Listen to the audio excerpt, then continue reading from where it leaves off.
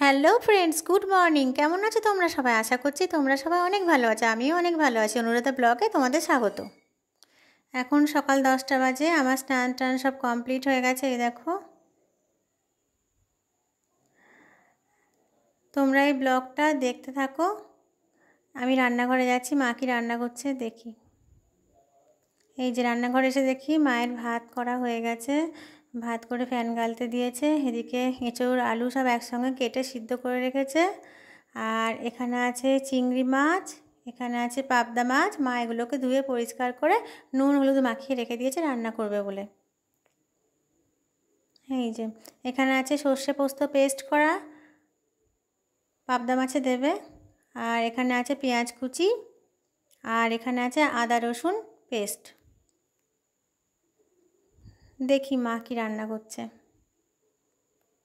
First মা চিংড়ি মাছগুলোকে ভেজে নিচ্ছে। এই দেখো, চিংড়ি মাছগুলোকে মা ভেজে নিচ্ছে। বাকি সুন্দর একটা স্মেল বের হচ্ছে।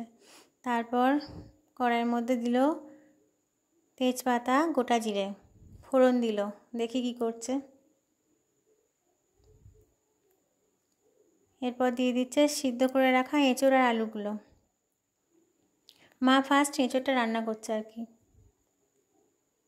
এঁচোড় আলু দিয়ে দেওয়ার পর মা এগুলোকে খুন্তির সাহায্যে নেড়ে নিচ্ছে এদিক ওদিক করে।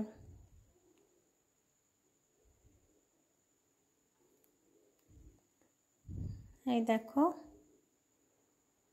এরপর দিয়ে দিয়েছে হলুদ গুঁড়ো,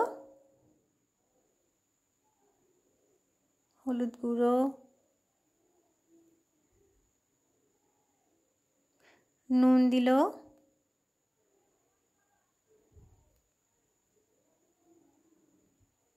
তারপর কি দিচ্ছে দেখি।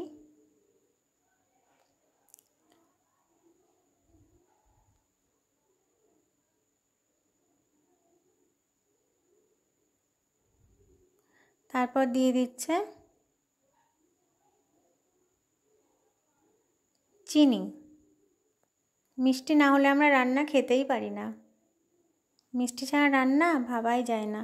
তারপর এগুলোকে একসঙ্গে নাড়িয়ে চাড়িয়ে নিচ্ছে আর কি। এই দেখো, তারপর এর উপর দিয়ে দিচ্ছে আগে থেকে কেটে রাখা পেঁয়াজগুলো।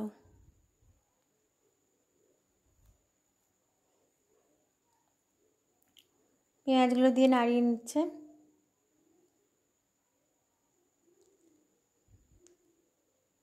এই যে মা রান্না করছে।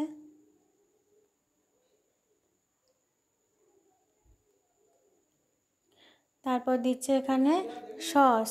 হয়েছে কি, বাজার থেকে টমেটোটা আনতে মা যখন ভাই বাজারে যাচ্ছিল, মা তখন বলতে ভুলে গেছে যে টমেটোটা বাড়ন্ত হয়ে গেছে। আসলে অনেকগুলো করে জিনিস এনে রাখে, তো মা ভেবেছে ফ্রিজের বাস্কেটে রাখা আছে, সেই ভেবে মা টমেটোটা বলতে পারেনি।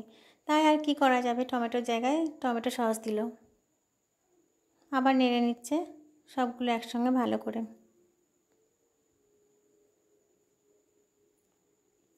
এখানে আছে আদা রসুনের পেস্ট, এইটা দিয়ে দিচ্ছে এর মধ্যে।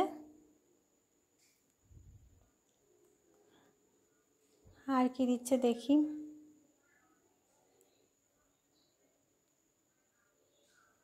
আদা রসুনের পেস্টটা ভালো করে নাড়িয়ে নিল। তারপর দিচ্ছে ধনে গুঁড়ো, জিরে গুঁড়ো, লঙ্কা গুঁড়ো, এগুলো একসঙ্গে দিয়ে দিল।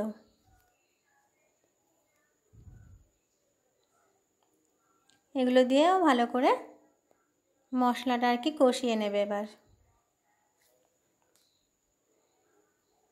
এই যে অল্প একটু জল দিয়ে মশলাটা ভালো করে ভাজা ভাজা করে নিচ্ছে।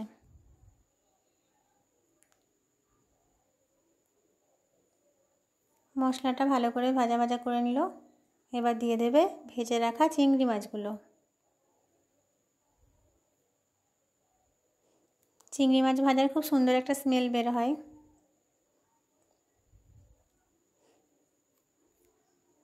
চিংড়ি মাছ দিয়ে এঁচোড়টাকে ভালো করে নাড়িয়ে চাড়িয়ে নিচ্ছে। এবার এর মধ্যে দিয়ে দিচ্ছে 1 কাপ মতো জল। মশলাটা ভাজা ভাজা হয়ে গেছে, তাই জলটা দিয়ে দিল।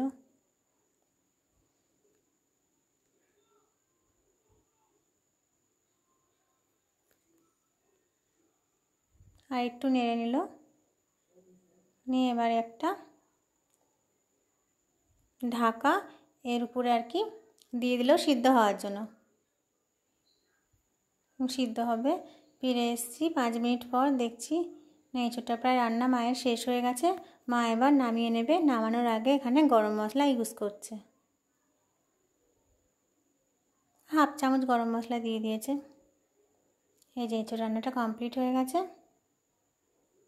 মা এবার এই এঁচোড়টাকে একটা পাত্রে ঢেলে নিল। হা খুব সুন্দর স্মেল বের হচ্ছে।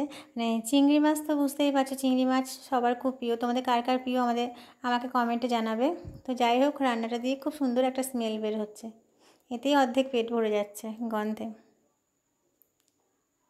এরপর আবার মা কড়াই নিয়ে নিয়েছে, কড়াইয়ের মধ্যে তেল দিয়েছে, দিয়ে এবার পাবদা মাছগুলোকে ভেজে নিচ্ছে। ঢাকা দিয়ে দিল, কারণ পাবদা মাছ তেলের মধ্যে ছাড়লে খুব ফোটে। তারপর পাবদা মাছগুলো সব ভাজাও হয়ে গেছে। এই যে সব মাছগুলো ভেজে মা তুলে নিয়েছে একটা পাত্রে। এবার এখানে দিয়েছে গোটা জিরে, হলুদ আর লবণ, আর এখানে নিয়েছে সর্ষে পোস্ত পেস্ট। মা এবার মাছটা রান্না করছে। ভাবলাম যাই আজকে তোমাদের সঙ্গে আমি রান্নাগুলোই শেয়ার করি। রান্না তো আমি খুব একটা শেয়ার করি না। এর মধ্যে অল্প একটু জল দিয়ে নিল, নাহলে আবার মশলাটা দিলে পুড়ে যাবে। তারপর মা সর্ষে আর পোস্তের পেস্টটা একসঙ্গে এর ভিতর দিয়ে দিল।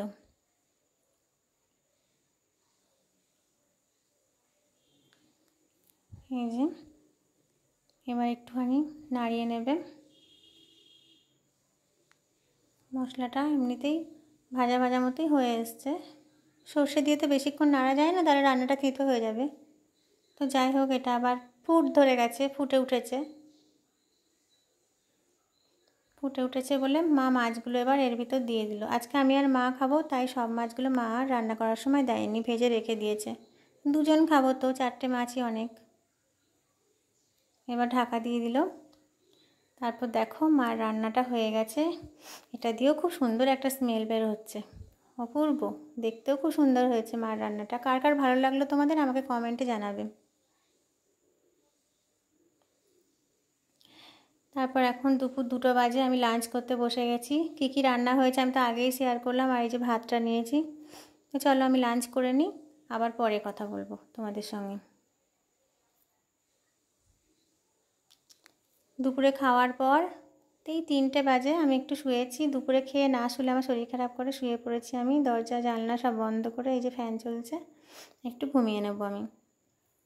ঘুম থেকে উঠে দেখি কাজের পিসি বাসন মাজছে, তখন 5টা বাজে। বাসন মাজা হয়ে গেল, পিসি এবার জলগুলো ভরে দিচ্ছে বোতলের ভিতর। পিসি বিকেলেও অনেক কাজ করে আমাদের। তারপর মায়ের ঘরে এলাম, মা শুয়ে আছে, আর পিসি ওদিকে আমাদের ঘরটা আর কি ঝাড় দিচ্ছে। বিকেলে আরেকবার করে সব ঘর ঝাড় দেয়। তারপর পিসি সবার যে ছাড়া জামাকাপড়গুলো জল কাচা করে আনে, সেগুলোকে এখন একটা একটা করে ভাঁজ করে আলনায় রেখে দেবে। এই যে পিসি সেগুলোকে ভাঁজ করছে। আর এখন বাজে বিকেল 5:30। ভাবলাম বাইরেটা একটু যাই, গিয়ে দেখি আকাশটা। তো দেখছি আকাশটা মেঘ মেঘ ভাব হয়ে আছে আর কি, কিন্তু গাছের একটা পাতাও নড়ছে না, প্রচণ্ড গরম লাগছে। আর এই যে তারপর ঘরে এসে দেখছি পিসি মায়ের চুলটা আর কি আঁচড়ে দিচ্ছে, চুলটা বাঁধবে বলে। চুলটা মায়ের বাঁধা হয়ে গেছে। তো বন্ধুরা, এখন সন্ধে 6টা বাজে, আমি ভিডিওটা এখানেই শেষ করব। যাওয়ার আগে একটা কথাই বলবো, যদি আমার আজকের ভিডিওটা তোমাদের ভালো লেগে থাকে তো একটা লাইক দেবে, আর 5 জন বন্ধুর সাথে শেয়ার করবে। আর কোনো কিছু আমাকে জানাতে আমার চ্যানেলে কমেন্ট করবে। আর যারা আমার চ্যানেলে নতুন আসছো, তারা আমার চ্যানেলটাকে সাবস্ক্রাইব করবে। বাই।